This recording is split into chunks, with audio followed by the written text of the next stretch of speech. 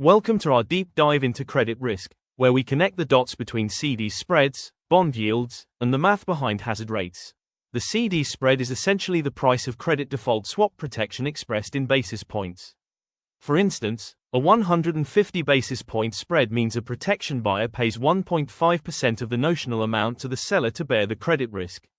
In a theoretical, frictionless market, this CD spread and the bond yield spread, which is the excess yield of a corporate bond over a risk-free bond, should be equal. If you hedge a 5-year corporate bond yielding 6% with a CD spread of 1.5%, your net return is 4.5%. This 4.5% represents the implied risk-free rate, assuming no default.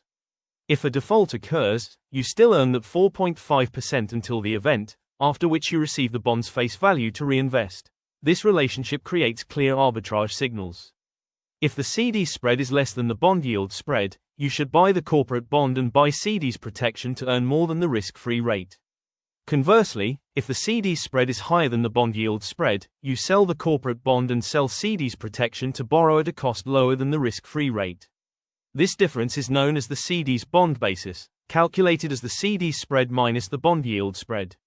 While it should be zero, real-world factors like counterparty risk, cheapest to deliver options in CD's contracts, and differing tax treatments or liquidity constraints cause the basis to fluctuate. Moving into the quantitative estimation of risk, we look at the hazard rate, which is the average probability of default per year. For bonds trading near par value, we use a simple approximation. The average hazard rate equals the credit spread divided by 1 minus the recovery rate. But what if the bond is not trading at par? Then we move to a more precise method. First, we calculate the price difference between a risk-free bond and a risky corporate bond. Next, we set this difference equal to the present value of expected loss. Finally, we solve for the default probability, denoted as Q. This approach gives a more accurate estimate because it fully incorporates market pricing.